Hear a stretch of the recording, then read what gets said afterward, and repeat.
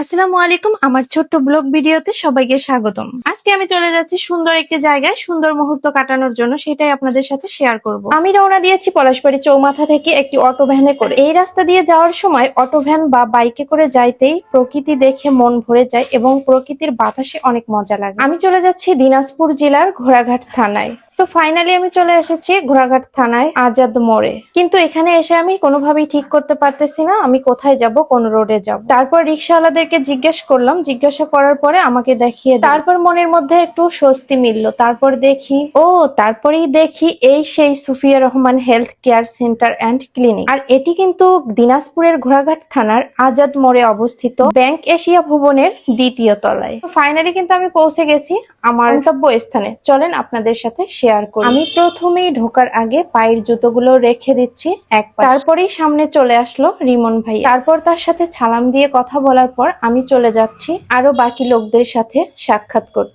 আর হ্যাঁ, এখানকার পরিবেশ যে এত সুন্দর আপনারা না দেখলে বিশ্বাসই করবেন না। তারপর দেখা হয়ে গেল নূর আলম ভাইয়ের সাথে। লবুজি বাবা, উনি আমাকে বসতে বলছে। সামনে কিছু বান্ধবীকে দেখতে পাচ্ছি সেখানে, তো আমিও তাদের সাথে অ্যাড হয়ে গেলাম। তারপর তারা আমার প্রোফাইল আইডি নিল। তারপর তাদের সাথে কিছু সময় কাটানোর পর আবার তাদের সাথে একটু ভিডিও শুট নিয়ে নিলাম এবং তারাও নিল। আর হ্যাঁ, এখানে কিন্তু দ্বিতীয় বর্ষ উপলক্ষে সুন্দর এক আয়োজন করা হয়েছে। এই অনুষ্ঠানে এসেছেন অনেক গণ্যমান্য ব্যক্তিরা। তো সুন্দর পরিবেশ দেখে আমি চারদিকে একটু পরিদর্শন করলাম। এই হাসপাতালের পরিবেশ অনেক মনোরম এবং অনেক পরিষ্কার পরিচ্ছন্ন। আর এই প্রতিষ্ঠানটি দীর্ঘ 1 বছর ধরে যোগ্য নার্স এবং যোগ্য ডাক্তার দিয়ে সেবা দিয়ে যাচ্ছে। আর হ্যাঁ, এখানে কিন্তু রয়েছে বিনামূল্যে চিকিৎসার সুব্যবস্থা। আর এই ব্যবস্থাটা হচ্ছে সমাজের হতদরিদ্র এবং কোরআনে হাফেজ ভাইদের জন্য ফ্রি চিকিৎসা।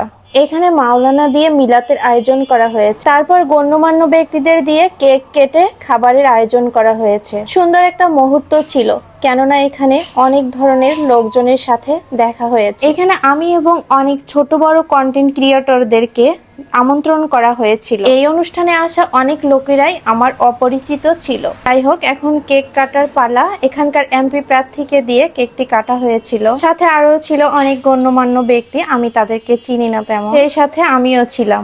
উনি আবার সবাইকে কেক খাওয়াইয়ে দিচ্ছিল। আর এই ধরনের প্রোগ্রামগুলোতে অ্যাটেন্ড করা অনেক ভালো লাগে, কারণ অনেক অজানা অপরিচিত মানুষদের সাথে সাক্ষাৎ হয়, দেখা হয়, কথা হয়। আবার অনেকেই পরিচিত থেকেও তাদের সাথে হয়তোবা ব্যস্ততার কারণে সময়ের অভাবে কথা হয় না, দেখা হয় না।